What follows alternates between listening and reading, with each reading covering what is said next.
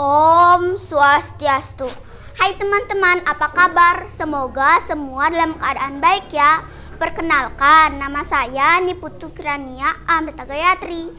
Saya perwakilan dari Gugus 1 akan menceritakan kisah perjalanan Resi Walmiki.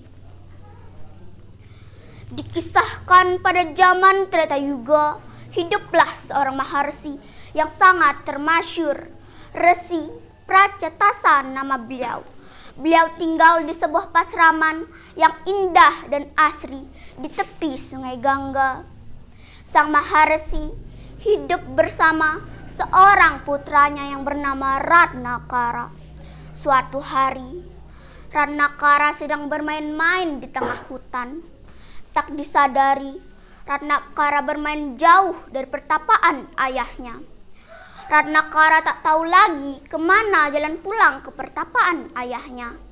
Tak disadari, matahari mulai meredup di ufuk barat. Ratnakara mulai bingung dan panik, menangis dan menjerit-jerit memanggil nama ayahnya. Ayah! Ayah! Tolong! Tolong! Jeritan, tangisan dan minta tolong Ratnakara membahana di tengah hutan. Maka terdengarlah oleh seorang pemburu yang bernama Nisada. Nisada mencari sumber suara itu, dan akhirnya ditemukanlah Ratnakara yang sedang menangis. Nisada pun menyapa, "Anakku, mengapa engkau menangis di tengah hutan seperti ini?" Ratnakara terdiam dan ketakutan. Nisada berusaha membujuknya. "Anakku, jangan takut. Ayolah ikut Bapak. Tidak baik di tengah hutan seperti ini. Nanti kamu bisa dimangsa binatang buas." Akhirnya, Ratnakara mengikuti ajakan Nisada sang pemburu itu. Seiring dengan berjalannya waktu, Ratnakara memasuki masa berumah tangga.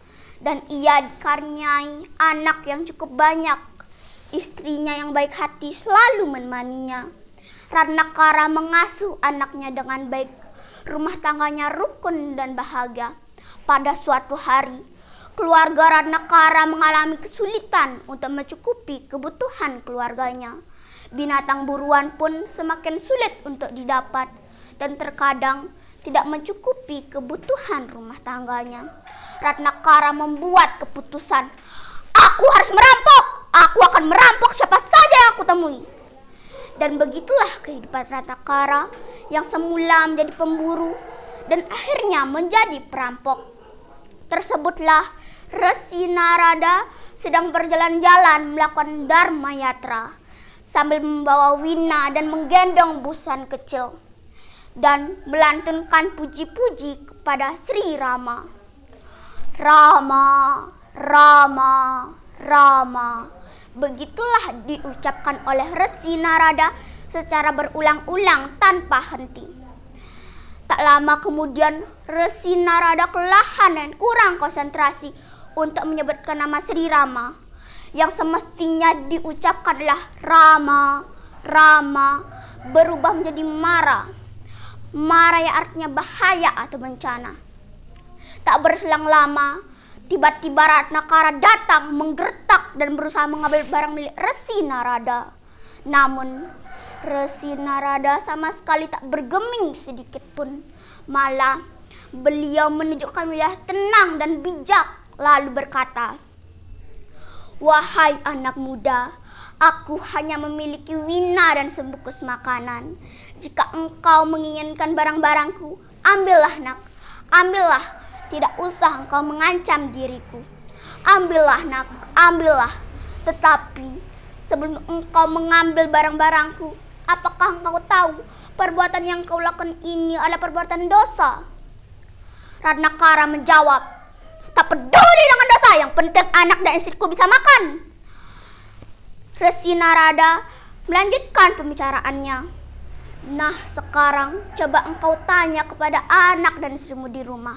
Apakah mereka senang makan dan memakai perhiasan hasil dan merampok? Aku akan menunggumu di sini. Agar engkau yakin aku masih di sini, ikatlah badanku di pohon besar ini. Ratnakara tak membuang waktu dan langsung mengikat Resi Narada di sebuah pohon besar dan langsung berlari menemui istrinya.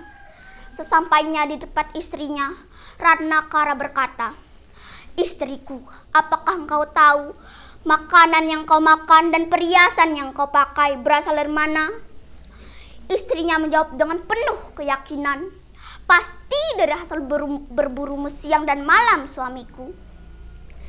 Ratnakara menjawab, tidak istriku. Semua makanan yang kau makan dan semua perhiasan yang kau pakai adalah hasil dari merampok."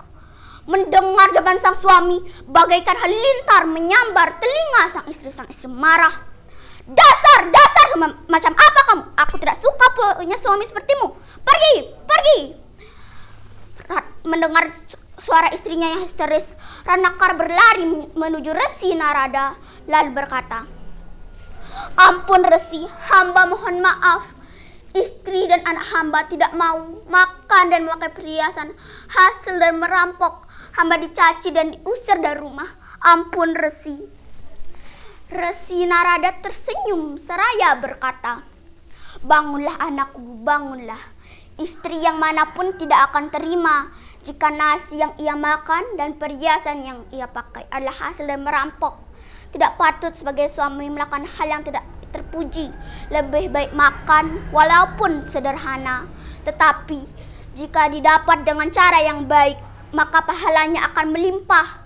Tinggalkanlah cara yang tidak benar ini, anakku." Meresapi wejangan dari Resi Narada, Ratnakara tersadar dari dosa-dosanya dan menyerahkan dirinya kepada Resi Narada untuk dijadikan muridnya. Resi Narada menerima dengan penuh cinta kasih. Selanjutnya, ia diberikan ajaran yoga dari tingkat dasar sampai tingkat utama. Setelah itu, Resi Narada memerintahkan Ratnakara untuk melakukan yoga semedi di sebuah bukit yang bernama Walmiki. Singkat cerita, Ratnakara sampai di bukit Walmiki dan langsung melakukan yoga semedi. Selama bertahun-tahun, ia lakukan dengan disiplin tinggi dan akhirnya ia tak bergeming sedikit pun ketika ribuan semut menggerumuni badannya dan sampai membuat sarang di sekujur tubuh Ratnakara. Melihat keteguhan Ratnakara, Resi Narada gembira dan sampailah yoga Ratnakara mencapai puncaknya. Sarang semut pun dibersihkan oleh Resi Narada dan didapati Ratnakara masih tenang dalam semedinya. Tak berselang lama, Ratnakara sadar dari semedinya dan langsung memberikan hormat kepada Mahaguru dan para dewa. Ratnakara didiksa untuk menjadi resi oleh Resi Narada dan dinamai Abhiseka, yakni Resi Walmiki, yang artinya orang suci yang berasal dari sarang semut.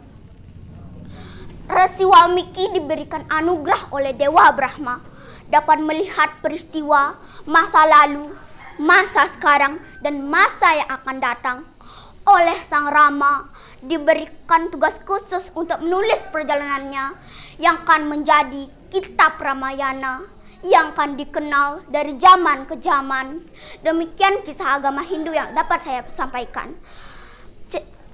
Pesan moral dari cerita ini adalah satu, selalu berdoa kepada Tuhan. Yang kedua, sejahat-jahatnya manusia di dunia ini, jika ia mau bertobat maka dosanya akan terampuni. Yang ketiga, jalani hidup dengan tulus ikhlas, niscaya akan berhasil. Saya akhiri dengan Parama Santi. Om Santi Santi Santi Om.